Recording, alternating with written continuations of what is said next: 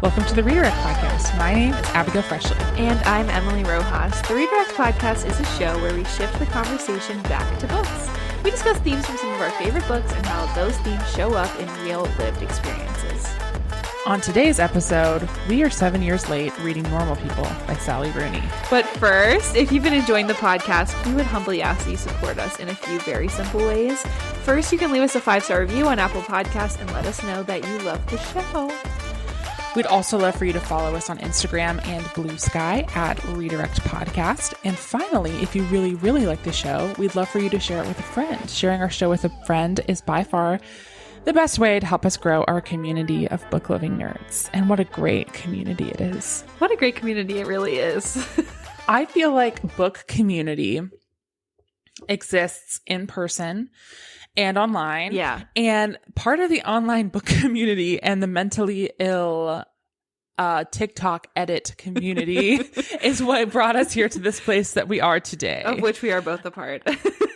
Yeah. If you can do a cool editing thing, you should do like the intro to Emotional Motion Sickness by Phoebe Bridgers. Okay. Like, say less.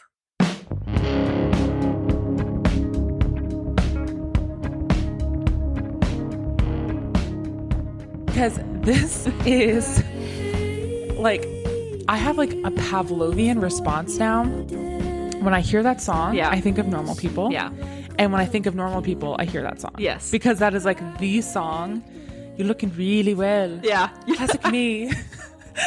Classic me. Go off to college and get all pretty. Whatever. I can't really do an Irish accent. You look really well. Yeah, I have look really that burned well into my mind. When I read it in the book, I was like, oh my God, there it is. You look really well. I can hear Paul Mescal's voice in my head. Yeah. So, I mean, what perfect casting. What we can get to that. perfect Yeah, casting. we can get to that. So basically, like, we were like, okay, should we read Normal People? Yeah. Because we hadn't read it. I think back during the Pandy is when the show came out. It did. It came out in like 2020. And I was like way too depressed to yeah. watch it when it came Yeah, out. that wasn't happening. My mental health was extremely fragile, as was most of ours. And we all cope with that in different ways. But I just kept putting it off because I was like, this sounds really depressing. This sounds really depressing. And now here I am. Second Trump administration. Might as well. Just lean into the depression. That's what I've been doing. Yeah. I still haven't finished Station 11 because it was like too depressing to watch during the pandemic. I really need to circle back. I watched like most of it, but it was just like, I can't take this right now. So I feel the same way about Normal People. But now I read it and we're here to talk about it. So I'm so excited. You and I have talked about this 0%. I know. I had like 3 different text messages at different points. Loaded. Yeah. And I was like, no, backspace to save it for the pod. Okay. So I'm really ready to I didn't even check to see how you rated it on Storygraph. Oh, I did see how you rated it. Okay. Well, that's not a surprise for you then. But how did you rate it? Okay. Well, okay. I gave it Just say. No, I gave it a placeholder 4 stars. I think it probably is higher than that. But I felt like I needed to talk about it with someone because honestly, like, I really enjoyed the experience of reading the book. I have no notes, but I also hated Connell so much at so many points. And honestly, I didn't like Marianne as well at certain points. And I liked them at other points. Like, you know, I went back and forth with both of them, but I just felt like that was clouding my judgment where I'm like, oh, these people are kind of insufferable, but I also understand what they're going through. So I put it 4, but I was like, you know, I think this could be higher. You know, it might change, but I just put something there for the time being to be like, okay, yeah. But I really liked it, so yeah. I mean, I don't think that that's unfair because I think, honestly, the point of the book is that these people are insufferable. Yeah. But they are normal people. Right. Like, this is what people are like. Yeah, totally. They, like, people are like them. Yeah. They don't know how to talk about their feelings. Yes. They're traumatized and they're just trying to like mash their trauma together in a way that makes sense and fits. Totally. And it's frustrating. Yeah. So like, yeah, no, I totally understand that. I think for me, Connell did annoy me at times, but actually I think I had a harder time with Marianne. That's so interesting. I think I really related to Connell more. Yeah. I can see that. So I don't know. Did you feel like you related to Marianne more? Yeah, I think so like Marianne to me was like, I don't think I am like Marianne, but I think there is a part of me that would if I encountered a person who was treating me like Connell and I loved them, I would act like her. Like, I think I've been fortunate that the one person I've been in love with, like, in my life is very kind to me. But I think had he been like a jerk, I would have been like, yeah, sure, walk all over me. I don't care, because I don't want to lose you. And so I see like a lot of myself probably in her more so than Connell, of like, yeah, I would probably just take that, you know? I'm glad I haven't had to, but like I would. So yeah, I think I related to her a little bit more than Connell, which is probably part of the point. But there's also parts, especially towards the end, it kind of gets into like Connell's mental health a little bit more. And I felt he became like more relatable at that point, you know? So it wasn't like 100% wash on him. Yeah. But I think that's part of it. Like, whoever you probably relate to more, you probably think the other person is more insufferable. I don't know. I just, like, I got it. Like, yeah. So backing up, I mean, this is, first of all, it was a time capsule because this is set in the 2010s. Like, in canon, they're like a couple years older than us. Yeah. But like, this was the time, like, they were in high school, we were in high school. Yeah. Like, we would have been their peers. They were in college, we were in college.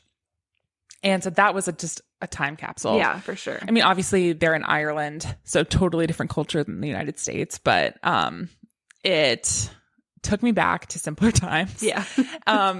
Like, even in the sense that like Marianne is like really interested, they're both really interested in politics, and they're like, and just thinking about the state of the world at that time and like the things that they were, the global events they were talking about. Yeah. I was like, whoa, huge flashback. Yeah. So the book starts and it's Connell and Marianne when they are like seniors in high school. Yeah. Or whatever the they do. Yeah. Don't ask me about the UK education system. Don't ask me to explain what they're doing over there. Secondary or shredder. What is it called? Like, I don't know. Prepper. I don't. Like, I've read every single Heartstopper, watched the show, and there's so many things I don't understand. Like, why? What are you talking about? So no, it's like it's like, this is like understanding the British like public school system is, to me, like the same thing as like whenever my husband asks me to watch Lord of the Rings. I watch it, I'm engaged in it, and I understand it in that literal moment. Yeah. And then another second passes and it slides off my smooth brain like water off of a duck.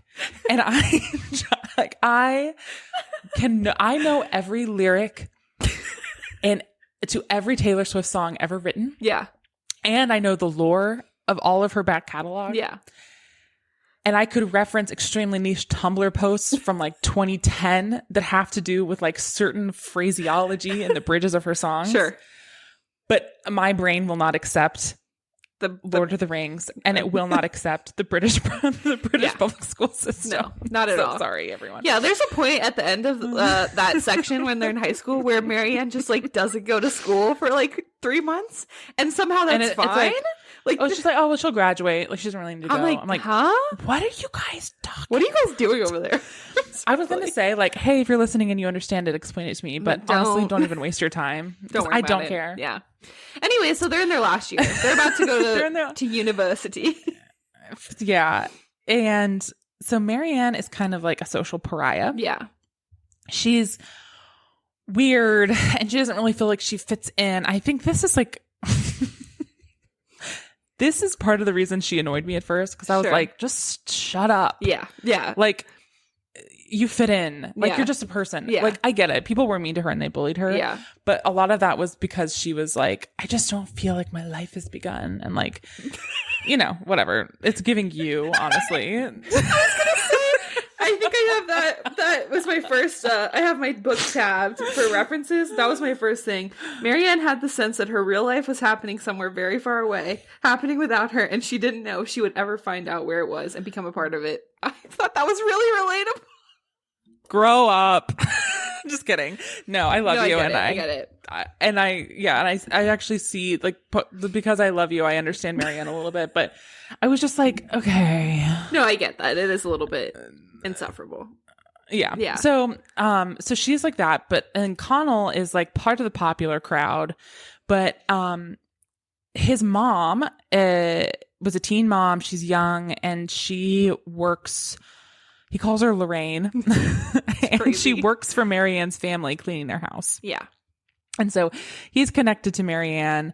They develop feelings for one another, and like they connect in a way that Marianne doesn't typically connect with people. And he's able to connect with her and be real with her. Yeah. In a way that doesn't feel like he can truly access with like his friends or other peers at his school. Right. But he doesn't want to live that out loud. Yeah. Because he's worried about what will happen if people know that he's with Marianne, which obviously sucks. Yeah, that was tough. It was really tough. It set me off on a wrong foot with him, but I do also like kind of get it. Like when you're in high school, the way people perceive you feels so consequential, and it feels like Marianne there's such an interesting dynamic between them, because Marianne has no friends. She's annoying, right? Like, no one likes her, but she like knows who she is in a way, and Connell like is accepted and has a lot of friends and is like popular, quote unquote, but also like has no idea who he is. And so that dynamic was really interesting to me, especially at the beginning, because it's like, yeah, you know, he's like, he has no idea who he is completely, and she's pretty like sure of who she is, and yet like no one likes her. So it's just like this weird, you know, relationship between them of how they both like balance it. And I think there's one part where like in the very beginning where Marianne's like, I would never pretend not to know you if I saw you in public, and he's like, really? That's weird. Like he doesn't even understand that, because to him it's like, well, I don't know, like this is weird, this thing between us is weird, like why wouldn't you, given that, I don't know. So I thought that was really interesting. Yeah, I mean, it's evident, like, throughout the book, he becomes more self-aware about his own mental health issues and his anxiety, that he feels like puts a wall between him and the rest of the world. He doesn't know how to be a, quote, normal person. Yeah. You know, he doesn't know how to just interact, and there's not ease to it. And I think I actually related to that a little bit. Like, he was obviously an idiot. Yeah. in high school. Sure. Also, she was an idiot for like knowing who she is, but allowing him to treat her like that. Yeah. To me, they were just like idiotic high school students. Yeah. That also are like encountering something real for the first time in their life. They're encountering what it means to like be seen truly by someone else and be like accepted for who you are. Yeah. And that's like extremely overwhelming. Yeah. No, totally. When you're that age. Like that's crazy. And then they go to college. Well, no. So their senior year ends, and he didn't ask her to go to the Debs with him, which is like Irish prom, essentially. Yeah, another thing I don't understand. And don't desire to. Yeah. Don't tell me. Yeah. Again, smooth brain when it comes to British stuff. But like he doesn't ask her to go to the Debs, and it's like she feels rejected, even though she's been playing I'm a cool girl and I don't need you to like me, and like it's okay if you want to be with other people because I just like am accepted by you and whatever. Like it still hurts her. Yeah. And his mom, Lorraine of Goat, Slay. is like, I love her. You are a piece of shit. Yeah. Like I'm embarrassing you're my son. I'm ashamed of you. Like this is dumb. Act right. And so Marianne stops talking to him, but they both end up at Trinity College in Dublin. And he really ends up there because of her, which I think is so interesting too, how his life is like incredibly influenced by her through like time and time again. This is just the first example, I think. But despite him being like in this position of like social power over her at the beginning, I feel like he ends up being the one whose life trajectory is a little bit more bent by her. Because he has less of a sense of who he is. He's like, okay, sure, you're telling me I should go to Trinity. I guess I'll say I want to go to Trinity, which again, I don't understand how you guys are doing these like college applications over there. They're like, it's like ranked choice college applications. They're like, what are you going to put as your first choice? Huh? What do you mean? What are you talking about? Yeah. So another interesting like deal about this whole book is that at the very beginning, he does have more social capital than her. Yeah. But Marianne has more lasting capital than he does because she literally has more capital because her family is very rich. Yeah. And one thing I've really absorbed about British and Irish society is like classism is pretty huge. Yeah. So like there is a lot of classism. And so when they go to Trinity, like it's easy for her to fit in with all of these like high-minded, rich, academic Right. people, and he is floundering. Yes. And it's like all of a sudden he goes from being a big fish in a small pond to small fish in a big pond. He like has no friends. Yeah, and he doesn't know how to make them either. Yeah.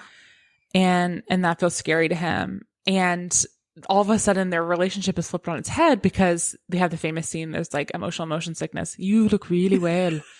I was so surprised, by the way, by that scene. From the edits I had seen, I assumed that would come like at the very end of the book, you know? Like, oh, really? I thought in my mind they would like have this experience and then maybe years pass and they're like with other people and then they would see each other and he would say that. That's obviously not what happens at all, but that just like that kind of blew my mind because I was like, oh, I thought that was like the very last, you know, part of the story, but it's not at all. Yeah. It's kind of pretty early on. Yeah, so they pick their relationship back up. Yeah. But it's more serious now in college. Yeah. Like they're really, because, you know, they're not, like he's not ashamed to be with her. Right. And she has more like autonomy and power in the relationship. But then it kind of falls apart at the end of their freshman year. Yeah. Because of a horrible miscommunication. Yeah. He was like, I guess I need to go home because I don't have any money. But he didn't want to like straight up ask her if he could move in with her. Yeah. And she thought he was breaking up with her when he said that. Yes. That actually was really sad to me. Yeah, I'm sure you could relate to that too. He was like this. Yeah, that's the part that pissed me off because I was just like, I don't understand. I actually don't understand not saying what you mean. Yeah. Genuinely. But like, he was like, I guess you'll be wanting to see other people. Yeah. Because he was so insecure. Yes. He was so insecure. Yes. About like wanting to ask if he could stay with her for the summer. Right. But he wouldn't. He was waiting for her to ask him if he wanted to do that, which is an insane thing to expect someone to do. Yeah. And then he's like, well, I guess you'll want to see other people. And she's like, okay. Wait, you're breaking up with me? And he was like not trying to do that at all. And then they like mention this to their friends. And it's even a reference in the book that the friends are like, wait, explain that again? Like, what are you talking about? Because I don't think that's what happened, babes. Yeah. Like, I think you guys are delulu. Straight up. Yeah. So then that sets them on the course of college of like seeing other people and then seeing each other and like reconnecting and on their journeys of learning more about themselves and digging into their own trauma. Yeah. Yeah. And it's pretty like back and forth between them. There's a lot of like, they're just hooking up and then they're not talking and then they have different relationships that they're in and then they're single again or like, you know, one of them's dating someone and then they're in bed together. So like it just. Yeah. It was like extremely emotionally intimate. That was like the thing that really stood out to me about this book is how intimate their relationship is. Yes. Like the even emails. when they're seeing other people. Oh, the emails. The emails is crazy. Like, emails is a time capsule thing too, by the way. Like I feel like people don't email anymore, you know, but like Connell went to a web cafe. Yes. To send an email. Like I love it. But yeah, it's like especially him, I think, like can only be emotionally vulnerable with like this one person. And he like continuously uses her for that purpose. Like whether they're physically together or not, or he's dating other people or not, like she still seems to be the one person that he can like share his private thoughts with, or like he writes these beautiful things to her, but then at a certain point, like later on, he gets a story published in, I guess, like their college, some kind of like publication or whatever. And he's like, no, you can't like put my name on that. Like, actually, you have to just put it under a pen name. You know what I mean? And so it's like, even with his writing, he can't publicly share that, but he can share that with her with like no real feeling of like shame, you know? It's like they have this extreme intimacy that's like, even when they're both seeing other people, like, right, they are always aware of each other's presence in a room. Yeah. They always say like, it doesn't feel like this with other people. Like they say that like all the time. Like it doesn't feel, and I'm like, it's, hey guys, that was just be together. Hey. Like, I think that was one of the really great accomplishments of the writing is that like that felt genuinely earned. Yes, it did. Like I felt like this is really intimate between you guys, and none of it is from first person. It's all third person point of view. Yes. Like, which is amazing. And there's time jumps everywhere. Like every chapter is like 6 months later, 7 months later. Like, yeah, there's there's this one, I want to read this. Yes. In a series of emails they exchanged recently about their own friendship, Marianne expressed her feelings about Connell, mainly in terms of her sustained interest in his opinions and beliefs, the curiosity she feels about his life, and her instinct to survey his thoughts whenever she feels conflicted about anything. He expressed himself more in terms of identification, his sense of rooting for her and suffering with her when she suffers, his ability to perceive and sympathize with her motivations. Marianne thought this had something to do with gender roles. I think I just like you a lot as a person, he replied defensively. That's actually very sweet, she wrote back. Like, huh? Yeah, or like he'll randomly be like, I love you. Yeah. And it's like, yeah, you guys love each other. Yeah. And then they're like, oh, she's like, he's like, I feel lonely except when I'm with you. And he's like, did you feel lonely with, I don't know, one of his girlfriends? Yeah. He was like, sometimes. Yeah. Like, but they have this, I think for most of the book. Yeah. They're never on the same page. Yeah. Or like they're never on the same level. They're never on a level playing field. Yeah. One of them has more like advantage than the other. Yeah. Or one of them is dealing with a crisis and the other one isn't.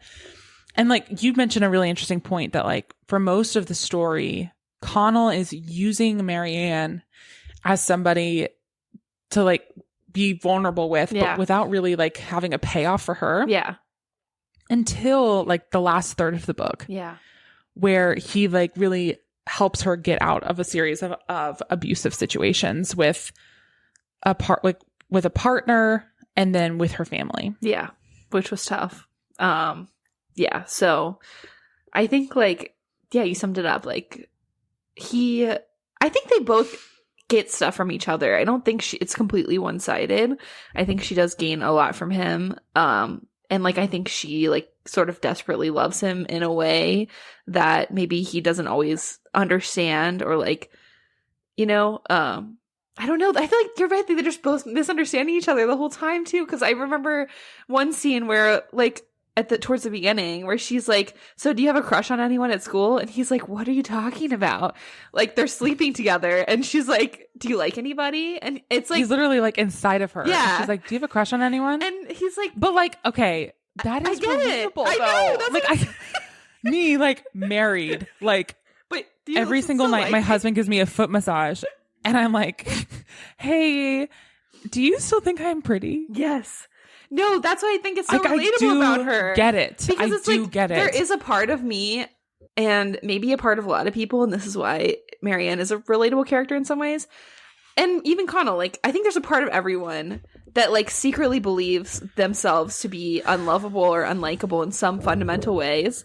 And the fact that someone would, like, choose to, like, be around you is like, oh, really? Me? You know what I mean? Like, even, obviously, I hope that's not, like, the main thing you're thinking in your mind. But I feel like everyone has those moments where you're like, this person seems too good for me. Or, like, I don't know. I can't believe you would actually want to spend time with me. So, like, it is relatable, but it is also crazy when you see it written out because you're like, duh, like, he likes you. And she's like, can't even get that through her skull, you know? I mean, yeah, but to be fair, like, he won't like her publicly in the beginning of the book. So I get, of course, why wouldn't you ask that question? Yeah. Yeah, I mean, I think towards the end of the book, it does flip, and Connell is finally investing in Marianne. Yeah. Because he feels like he has the skills and the confidence to do that now. Yeah. And she is kind of now finally really, like, at the beginning of the book, he was dealing with his issues, his social anxiety, his stress, his fear, his insecurity. Yeah. Then he kind of starts working through that. But the beginning of the book, she's just kind of shoving all of that back or shoving all of that down. And then the second end, it's like, this starts her trauma and her abuse from her dad and from her brother. Yeah. And like the lack of love she experiences from her mother. Yeah. Start expressing themselves like they can't be held back anymore. And they're coming out in her interpersonal relationships. And even it's driving a wedge between she and Connell. Yeah. And causing her to like not want to be fully open and available to him. Yeah. You know, she's wanting to like protect, like put something physically in between her and the intimacy. Yeah. Which makes complete sense. Yeah. And then at the end, like, so then I guess we can get to the end and then we can if there's any other discussion questions we want to hit. Yeah. Any other themes. Like, at the end, he gets accepted. It's kind of blurry whether or not they're together or not. They're like, they're more together than not together. Yeah. I think they are together, but like, yeah, they are. They're together. Like, more publicly than they've ever been. Yeah. He gets accepted to an MFA program in New York. I do understand MFA programs. Yes. And I understand New York. And I understand New York. And she's like, well, he's like, oh, I'm not going to go. Like, yeah. You know, I can't, I'll be a year away from you. Yeah. Like, whatever. And she's like, go. Yeah. Like, you need to go. Can you read the last bit of the book? Yeah. Of course. Okay. You should go, she says. To New York, I mean. You should accept the offer. You should go. He says nothing. She looks up. The wall behind him is yellow, like a slab of butter. No, he says. I'm sure you could get funding. Why are you saying this? I thought you wanted to stay here next year. I can stay and you can go, she says. It's just a year. I think you should do it. He makes a strange, confused noise, almost like a laugh. He touches his neck. She puts the towel down and starts brushing the knots out of her hair slowly. That's ridiculous, he says. I'm not going to New York without you. I wouldn't even be here if it wasn't for you. It's true, she thinks. He wouldn't be. He would be somewhere else entirely, living a different kind of life. He would be different with women even, and his aspirations for love would be different. And Marianne herself, she would be another person completely. Would she ever have been happy? And what kind of happiness might it have been? All these years they've been like two little plants sharing the same pot of soil, growing around one another, contorting to make room, taking certain unlikely positions. But in the end, she has done something for him. She's made a new life possible, and she can always feel good about that. I'd miss you too much, he says. I'd be sick, honestly. At first, but it would get better. They sit in silence now, Marianne moving the brush methodically through her hair, feeling for knots, and slowly, patiently untangling them. There's no point in being impatient anymore. You know I love you, says Connell. I'm never going to feel the same way for someone else. She nods. Okay, he's telling the truth. To be honest, I don't know what to do, he says. Say you want me to stay and I will. She closes her eyes. He probably won't come back, she thinks, or he will differently. What they have now, they can never have back again. But for her, the pain of loneliness will be nothing to the pain she used to feel of being unworthy. He brought her goodness like a gift, and now it belongs to her. Meanwhile, his life opens out before him in all directions at once. They've done a lot of good for each other. Really, she thinks, really, people can really change one another. You should go, she says. I'll always be here. You know that. All right, I'm going to change my rating to 5 stars. After I read that out loud, I'm like, you know what? This is a 5-star book. What am I talking about? I know. So the reason I wanted you to read that is because Sally Rooney has said on record that she purposefully left the end of the book open-ended for the reader's interpretation. So what is your interpretation? My interpretation is like... it's like... do they end up together or not? I think they don't. Because they still in that scene have not learned. Like, she just needs to say, I want you to stay. And he just needs to say, I don't want to go. Like, I can feel it in my reading of the book. Obviously, other people might read this differently. He doesn't want to go, and she doesn't want him to leave. But, like, neither of them still can really say that. Like, he's even trying. Like, I wouldn't, I love you. I don't want to go without you. Or he should say, come with me. Or like, I don't know. It feels like they're still not at a point where they can be like fully emotionally vulnerable with each other. And so I think he does go. And I think maybe they find their way back to each other. But I feel like the whole point is like, after all this time, they're still in the same place they started, where they can't just like be honest with each other about how they're feeling. Oh, damn. Okay. I interpreted it totally different. Okay. Tell me. So, I mean, my interpretation is that they finally... Well, at least Marianne has finally learned how to not be codependent. Sure, I get that. Like, and there's enough of a foundation here where they're like, they have had a lot of codependence. Sure. And she, they use like the metaphor of the plants growing in different pots because they've now grown up away from that, and that he'll go, and then she's saying, I'll be back here. Like, don't worry about it. Like, I'll be here. And like, that's funny. Like, I'm here for you. Yeah. And like, it's fine. Like, we're good enough that like a year of you going to New York is nothing. Like, see, you'll find your way back to me. I read that as like, I'll always be here because I'm still letting you like walk all over me. Like, You could go, come back differently, find someone else over there, leave me behind, and I'm still going to be here when you come back. Wow. See, like the thing I'm thinking is like right before the part where you read, Connell has moved. They're in Dublin, right? I think so. Together. Yeah. Like he's come back because she took a little bit of a break from school because she was dealing with stuff. Yeah. And so she's come back. She's finishing her time at Trinity and he's basically living there to be with her. Yeah. So he has done a selfless act for her. Sure. And he is now like, he has positioned his life around her. And so now she's doing the same thing back where she's saying like, now you get the chance to be selfish. Yeah. And this isn't like, she's saying, I think you should go. I think that you should do this. Like, I'll still be here. And he's like, well, I'd miss you too much. She's like, yeah, you would at first, but it would get better. Like, he's being honest. And like, he's earlier, whenever he was going to leave, whenever they like they accidentally broke up at the end of their freshman year, he was like, well, he didn't say like, I'm going to miss you or whatever. Like he's like, I guess you'll want to see other people. Sure. But now he's like graduated to the place where he can be like, I would miss you too much. I'd be sick. Yeah. He's like being honest about his feelings for once. Yeah, no, totally. I do see the growth. And she's saying like, I'm turning back towards you and saying like, now you get a chance to prioritize something about yourself because you've helped me escape these like abusive relationships. You've protected me when my friends left me after I left my stupid asshole boyfriend. Like you were on my side. So I mean, I think it could be interpreted either way. Oh yeah, totally. I don't think either's wrong. I guess I just see it more of like, he doesn't actually want to go to New York or he would have told her. And the whole point is like, now she's trying to like impose that on him because she thinks she's doing the right thing. And instead of just being able to be like, actually, I don't want to be away from you for a year. Like they're just going to keep doing the same, like dance around each other. That was my interpretation. See, I think that he does want to go to New York or he never would have applied. And so that's true, I guess. I think that he does want to go and she's giving him the permission to do it. Sure. That makes sense. But I also think like, I used to, and I still kind of do, like, but I used to hate this more. I used to hate the lack of certainty more. Yeah.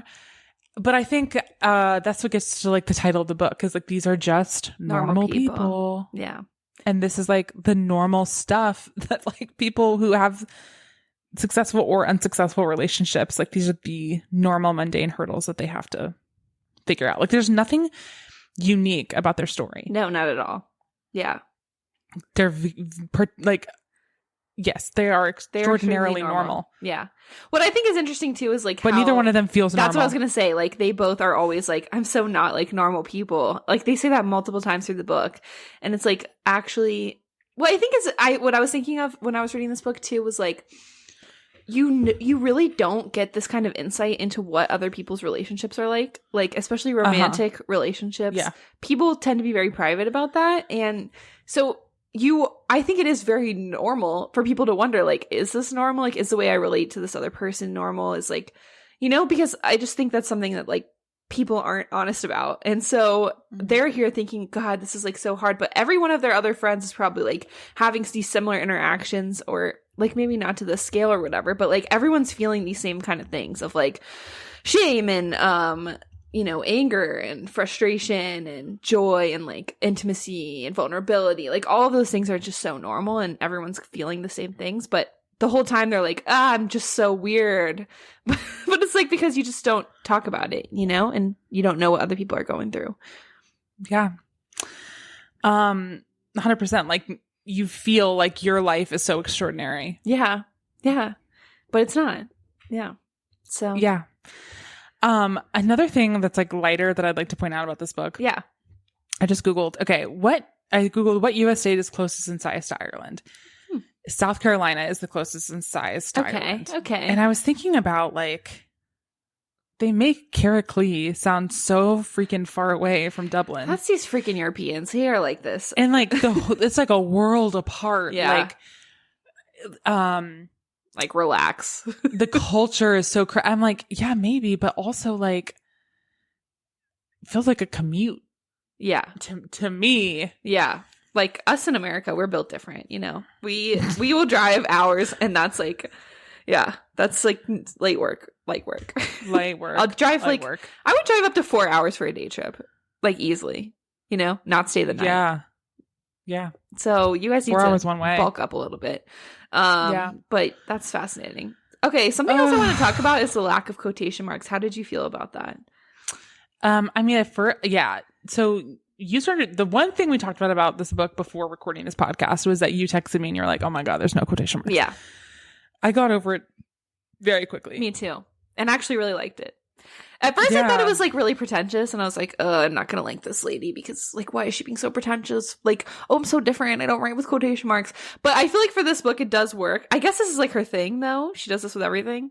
But for this book, to me, it worked because it was like, you're so in their heads that even like the dialogue, you're not getting outside of each of their perspectives. Yes. Like you're still in it. And so I think that was kind of interesting that it worked, you know, for me. Yeah. There was like it was all just like perfectly interwoven. Like his thoughts, her thoughts, people like what they're saying, what they're not saying. Yeah. It just, and I didn't find it confusing. Not at all. That was like the one fear. I'm sure that they did a lot of editing to make sure that it wasn't confusing. Yeah, it's got to be tough. If you're going to make that choice. To definitely difficult to follow. Also, I want to say I have started the TV series. Have you watched any of it? You have? Yes. I like back in 2020, I watched the first episode and then I tried watching the first episode again and I was like, too dark. Yeah. But I think, now I'll start. I mean, I do think I have watched a lot of edits. Yeah. You look really well. You look really well. Okay, because I just want to say I watched the first 4 episodes and you know the TikTok sound that's like from the Lego movie when she's like blah blah blah backstory, you know? Yeah. That to me is like book Connell is like the first part where she's like saying about the Craggle or whatever, and then TV show Connell is like the la, la, la. Like, oh my god, Paul Mescal. Oh my god. Oh my days. I can't. Oh my days. I found him to be a lot more likable in the TV show so far. But it's a very good adaptation. Also like I mean the biggest freaking part of this whole thing. Yeah. So like, okay, moving on from book to TV. Yeah. The whole thing, like the Paul Mescal, Daisy Edgar Jones, Phoebe Bridgers, I'm familiar. Triumvirate. Yeah. The yearning. Mm-hmm. The yearning in the show, that's what I want to say. To me, I was thinking about this when watching it. My favorite thing in a book, a TV show, a movie, a fan fiction, an edit is when there's a romantic pairing and one of them is just like staring at the other one from across the room. Like that to me is like crack. Just give it to me. And Paul Mescal is like the human embodiment of that person who's just staring at you from across the room. And so I think you couldn't have cast a better person to be in this adaptation because that's so Connell. Like he won't talk to her in public, but he will be staring at her all the time. So yeah, well done. Whoever cast him for this, just well done. And I stand by and need him in an Emily Henry adaptation. Like I need him to yearn more. Yeah. The one thing I think is a little less believable is like Daisy Edgar Jones is so pretty. Like, yeah. You're going to tell me that she was like the ugly girl in high school? I do feel like they did a pretty good job. Like, of like uggling, yes. Because when I saw her in the first episode, I was like, oh wow, like that does not look like her. That was like when she was in Where the Crawdads Sing. Yeah. When she was like supposed to be like the swamp creature. No, and she like had like for me. clean girl makeup or whatever. No. But I feel like they did enough of making her like, I don't know, just like not hot. Not ugly, but like not hot. Yeah. Well, I mean, because I don't think that she ever was really ugly. Because another like sweet moment when Connell was like, "Oh, right after that, you look really well." Yeah. She's like, "Classic me, go off to college and get pretty." And he's like, "You were always pretty." Yeah. Like stab me in the eye. Yeah. Yeah. I really like, and then everyone's like always teasing him about how his type is like flat-chested skinny girls that look just like her like all through college or whatever, and it's like she kind of teases him about like that being his type or whatever. He's like yeah, so watch the TV show. That's what I'm saying. Another moment I always love, yeah, and like this is just like the lizard brain like part of me is whenever it's like, if you ever touch her again, I'll kill you. Yes. I'm already excited for that part of the TV show. I haven't even gotten there yet, but yes, that part, reading in the book, I was like, okay, all right. I was not familiar with your game, Connell. I was not familiar. I was not familiar with your game. Because it was so, I love that more. Like, don't have someone like, don't have him like throw a punch. I like that he doesn't throw a punch. He doesn't like get violent. It's just chill. Like, if you ever touch her again, I will physically kill you. It's not a threat. It's just like a guarantee. So that's what I like. Like, don't do it. And I'm being like totally serious. Like, and he's like, he's like, do you understand me? Yeah. Like, I need to hear you say that you understand. He says like, tell me you understand. Yeah. I need to get to that part. Fast forward. I'm not still in high school. Familiar with your game. Yeah. Yeah. So do you think you're going to read future other Sally Rooney books? I don't know. That's a really good question. I think I don't know. I really liked this one, but I'm like, would I like the rest of them the same? I don't know. What do you think? Will you read any more?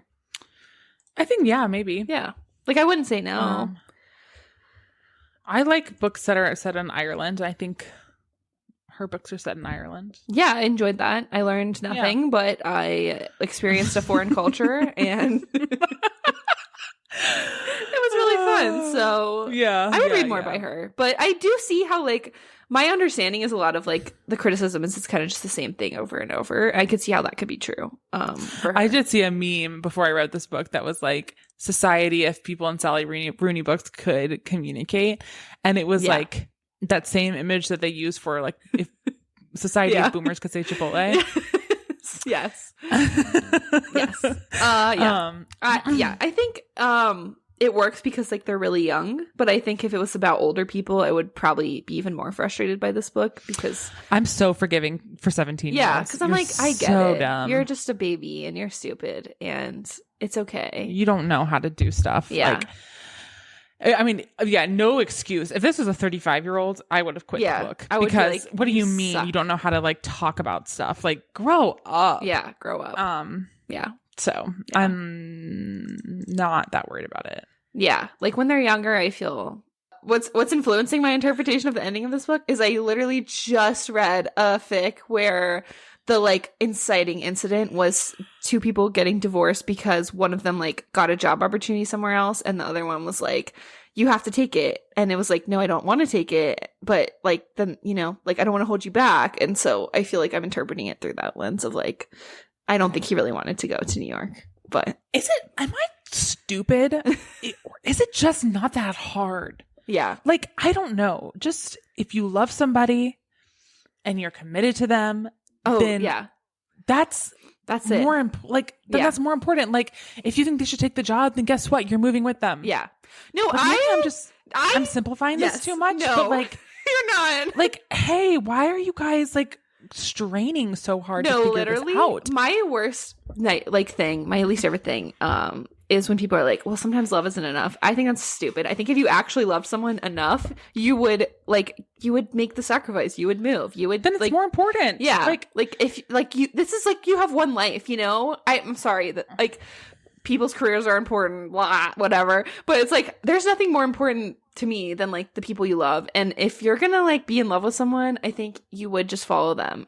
Or like one of you would compromise, and then the next time like life is long, the next time there's a decision to make, you get to pick what you want to do, you know what I mean? So I agree with you. It's not one-sided. Like, yes, sometimes they do stuff for you too. I mean, maybe I'm saying this also as somebody who moved across the country for my partner's career. But I would do it too, and it's stupid. But it's just like, I wouldn't be like, better get divorced now because I like my life here.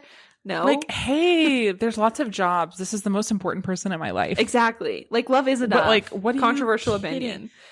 Fight me on that. I mean, yeah. I mean, I'll say like, if the person that I love did like a heinous crime, it wouldn't be enough. Like, what are we talking about though? I'm talking like Okay. Yeah, that wouldn't be enough. You took it too far. Like, murder though? Wait, you froze for a second when you were going, wait. No. What were you saying? I was just saying, like, I wasn't expecting that. Like, yeah, you're right. That wouldn't be enough.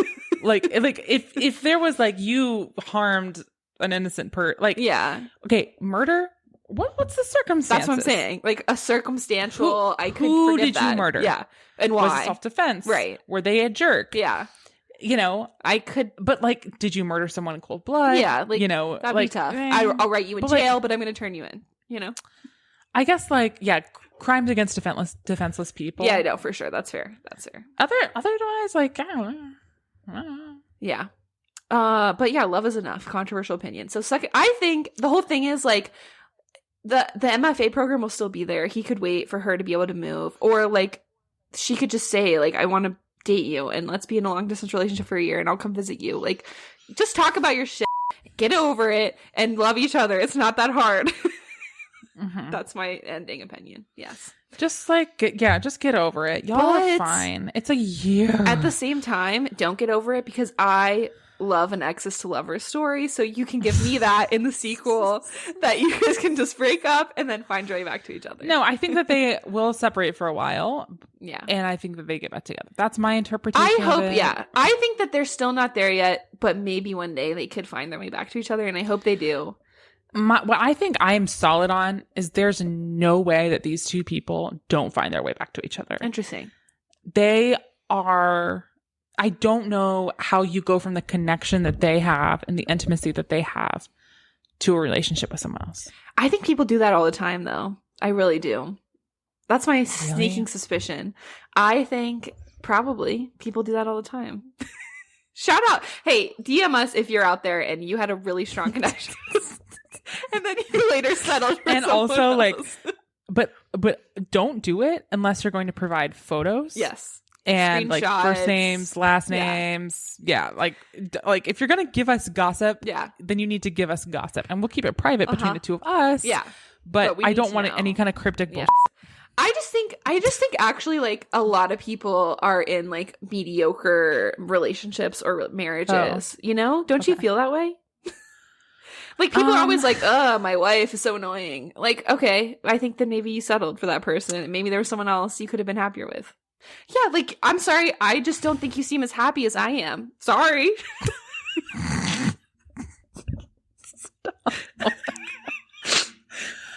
Oh, it's not fun for you?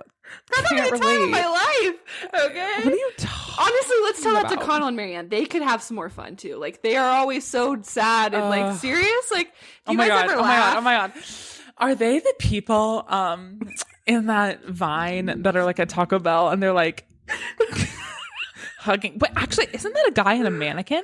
I think so. Isn't that the whole thing? It's like a performance art or something. Yeah. Yes.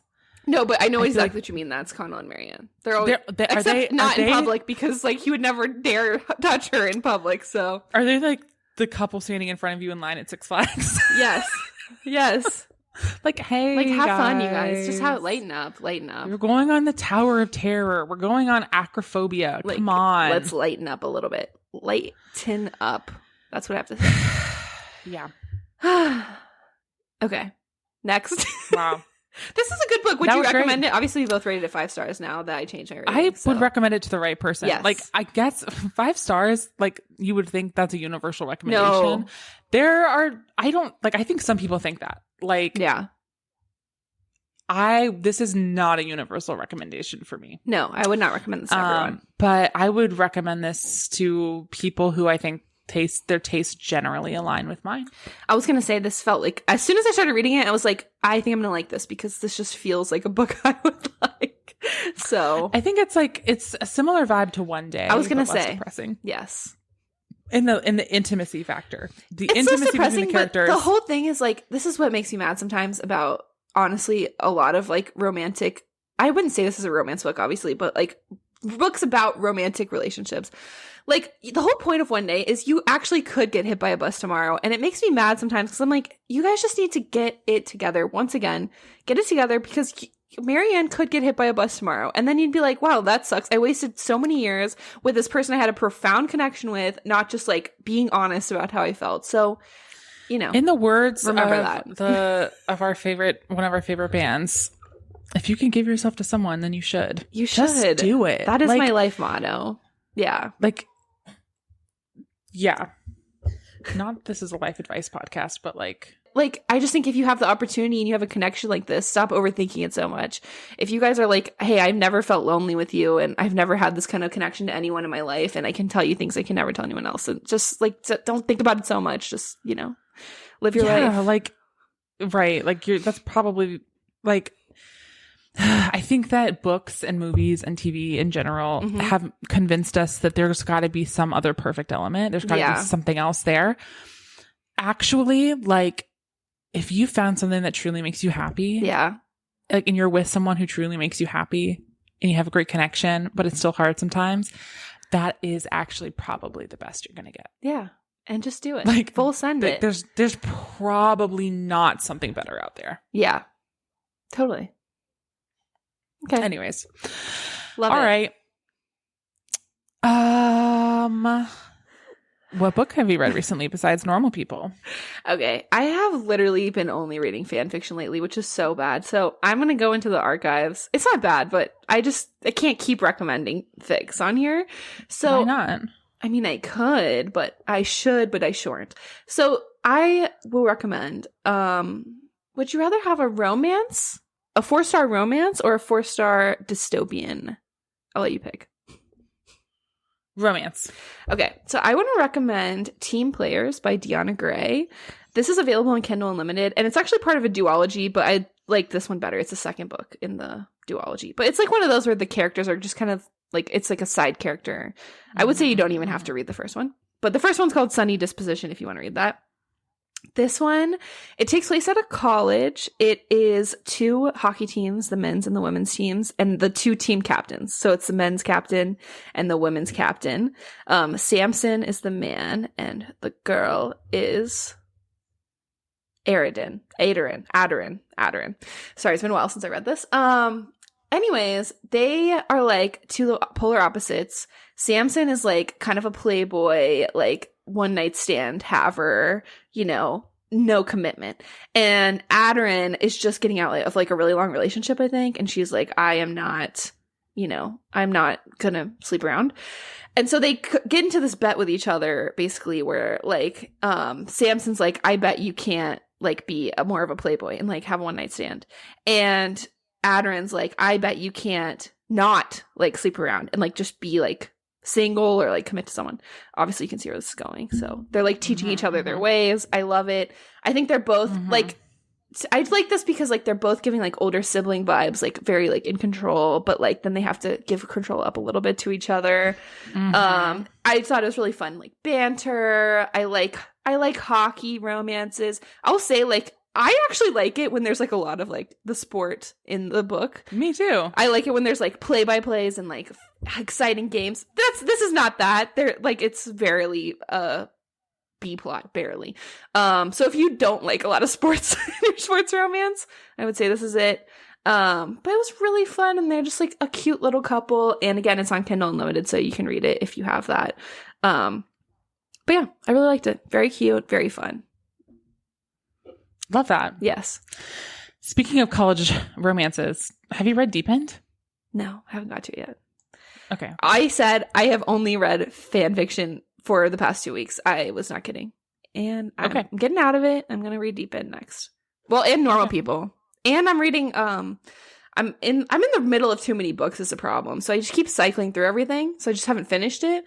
But I'm also reading The Roommate Risk by Talia Hibbert right now, which I'm really liking. Fun. But I'm not like even halfway done. So I feel like I can't recommend that, but I'm sure I will. read that. I like it. Yeah, I'm sure I will. Love her. So, oh yeah. And maybe the best book boyfriend of all time. I am really liking him so far. So yeah. Yeah, I'm really excited to read more about them. So yeah, I've been cycling through, but you know. Okay. What have you read recently? Well, I read Such a Fun Age by Kylie Reid. Yes, you've read this. Yes. Did I talk about this on our last podcast? No, but we texted about it a little bit. Okay, yeah, I'm like remembering that we talked about it a little bit. Yeah. So I read that. This is like not a hot take. This is like a Reese's book club pick from like 2016 or whatever. Yeah. This was also a time capsule. It was a 2016 book. Very. Yeah, but for those who don't know, or you've just seen the flashy cover and wondered, like, is this really good? It's a book about a young woman who's like in her mid-20s, feels like a little bit behind in life. Mm-hmm. She's a young Black woman. Her name is Amira, and she picks up a part-time babysitting gig with a family who is new in town to Philadelphia. And the mom is like an early 30s, like very much white feminist, like nasty woman, kind of like she's like volunteer, like she's like, you know, has her own like business that's like about letter writing. It's like very much like girl boss type beat. Gaslight gatekeep girl boss. Like she is, I was imagining Blake Lively. Yes. Like this like beautiful, pretty blonde woman, like 2 young kids, and she hires Amira to be her part-time babysitter. And her name is Alix, like Alex, but pronounced Alix. And plot twist, her name was not always Alix, and that comes up. But it's the book begins with Amira is asked during like a family crisis that's like late at night, not on her usual hours, to pick up the kid and take her to like the grocery store or something, just to, like get her out of the house for a little while. And she does, and she's at the grocery store, and the security approach her because they think that she's kidnapped the child. Yeah. Young Black babysitter who wasn't necessarily dressed in babysitting clothes because she was in the middle of doing something else with a young white child. Yeah. Late at night. And this is a situation that like kicks off the book, brings in another character who's her boyfriend, who's also white and complicated in other ways. It's a really interesting book about racial dynamics. And it is like a car crash that you cannot look away from. It is so super cringy at moments. Yes. But you know, Kylie Reed, the author, she has Alix's number. She has Amira's number. She has I forget the name of the boyfriend now. She has his number. Like she understands, like she expertly discusses all of these different dynamics that are going on, the motivations of the different characters, their past, present, and potentially future. And it was really good. Yeah. And I enjoyed it. I couldn't stop reading it, even though there was moments where I was like, I literally had to put the book down for a second like, because I was like, oh no. Yeah, but ultimately it will really it's a good book for white people to read. Yeah. And I feel like every person in this book is like almost could so easily be like a caricature of a real person, but like they are all still feel like extremely real. Like it's like, oh yeah, I could definitely know that person. But it's still like so absurd, but it's like, yeah, that's just how people are, you know, some type of people. So yeah, it was really good. This is like one of the first books I read when I got back into reading really heavily. So it's always a good standout. If you're in a slump, I feel like this would be a good, because it's not super long. It moves pretty quick. There's more, it's told from third person point of view, but through multiple people's perspectives. Yeah. And it does something similar to Normal People we were just talking about, where you really get into the characters' motivations. Yeah. And like their inner thoughts and feelings beyond just their dialogue or the circumstances that they're in. So highly recommend. Also, it's a throwback. I mean, it's like almost 10 years ago now. Yeah. So yeah. A different world completely. Completely. All right. Thanks, guys. Go watch Normal People, the TV show, and send us your DM us your gossip. Yes. And our next episode is going to be about Sunrise on the Reaping, because that book is coming out so soon. Yeah. When does that come out? Because this won't drop till March 11th, and then our next one after that will drop March 25th, and it comes out in between those two episodes. So read that and join us for our debrief of that when it comes out. I can't wait. Oh my god, I literally just got like a stomach ache. No, I've been thinking about it so much. I can't. Do you think that if I order it through like Bookshop that it will get here on time? I would think so. It normally ships like the day it's released, but they normally ship pretty. Like I just pre-ordered a book that was released today, and I just got the shipping notification like a couple hours ago. So I mean, it's like the same day it was released. You know, because I'm like committed to not purchasing books from Amazon this year. I know, but I And I was like, maybe I'll bend that rule for releases. But this last time, It wasn't even worth it. No. it wasn't even worth it. So whatever. Yeah, I think Bookshop. I mean, how long is it? Let's see. Is this going to be another jump scare where I'm like, I didn't realize how long this was going to be? Sunrise on the Reaping. I mean, I'm sure we'll be like desperate to read it. Unlike the other book. I might just order it from my indie bookstore and hopefully that it gets there in time. Because we'll have a week. I'm so scared. I'm like literally. Where does it tell you right how now. many pages are in it? Product details.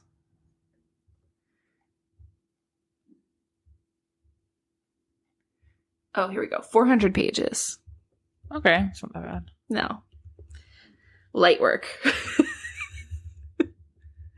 So yeah, I would say order it. Because you'll have a full week between the release day and when we'll have to record before that, obviously, but, you know. Oh my God. I'm feeling sick. I know. I actually feel sick in my body. I know, especially because lately I've been, obviously you haven't read this, maybe one day you will, but I've been thinking a lot about Crimson Rivers, which is the Hunger Games. Yeah. It's been on my mind. I keep getting all these edits on my freaking TikTok. And so now I'm like, okay, my body is ready to read some like devastating Hunger Games stuff because I am in that mental space, you know? The thing that I'm just so like scared about is that like Colleen Hoover, not Colleen Hoover, oh my God, Susan Collins. I don't know why I was just thinking that. I was like, what does she have to do with this? Yeah. She doesn't write things just to write things. No. The thing I'm scared about is like there's no way this ends well. We know where Haymitch ends up, like drunk, depressed, alone. Like this is going to be devastating.